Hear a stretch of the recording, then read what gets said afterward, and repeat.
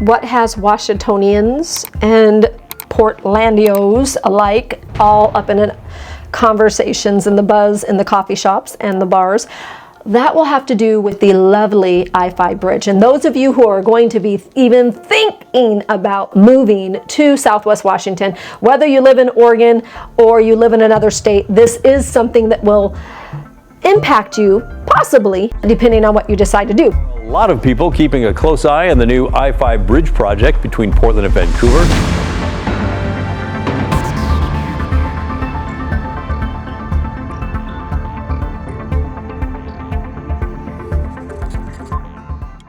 For those of you who are looking to move into Southwest Washington, you need to know that if you're commuting from Southwest Washington, meaning Clark County, you'll probably be taking either the I-5 bridge or the I-205 bridge.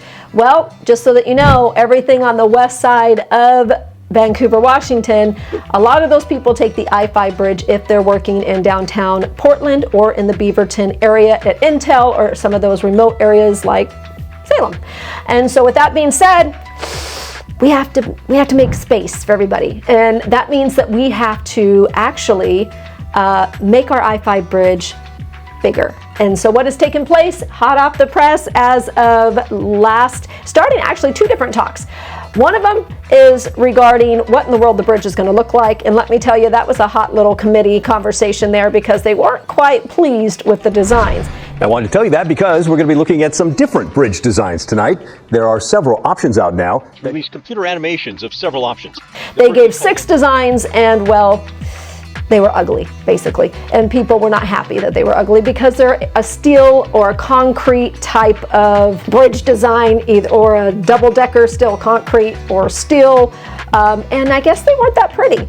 And there were certain people that were kind of hoping that we would get like a Golden Gate Bridge type with the beautiful suspension look, or maybe even what they were saying, maybe the Telecom Bridge over in Portland, which is kind of like a cable style bridge, which is much prettier than the designs that they gave. So there was a little bit of contention regarding that. And the reason why the reason why we're kind of limited on how pretty that this bridge may look is because, well, we have the Pearson Airport over here in Southwest Washington, and we have, of course, the PDX Airport, the Portland International Airport over in Oregon.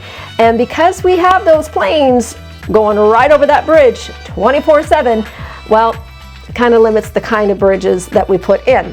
So all that to be said, they will actually have those designs in place because that is going to affect the cost. In which, how are they going to pay for that $6 billion I-5 new bridge? As it stands right now, between $5 and $7 billion, yes, with a B, billion dollars. That's total from soup to nuts. Let's call it $6 billion, shall we? The idea is to split the cost between Washington, Oregon, the feds, and you with tolling. The 2 states have put in around $200 million and each pledged $1 billion more. They expect tolling to cover just over $1 billion in costs, leaving $2.5 billion. So tolls are going to be the big topic coming in, and they're actually going to have to finalize that in 2025 because they're going to start making people pay in 2026. And what's important for you to know is that right now they're talking about 2 different forms of cost. And whether that's going to be based off of the time or hour that you're actually traveling across that bridge. One of them is going to be anywhere from $2.15 up to $3.55, and the other one is going to be anywhere from $1.50 to around $3.15. And so that's what's going to cost you to get back and forth from the Southwest Washington to the Portland side. But guess what? For those of you who don't mind jotting over on the I-14, this will probably divert a lot of people over to the I-205 bridge, in which, as of right now, they're indicating there's not going to be a toll fee on. So they are anticipating actually that because that is the case, it will actually drop the amount of traffic coming back and forth on the I-5 bridge from the current percentage of 46% down to 33%.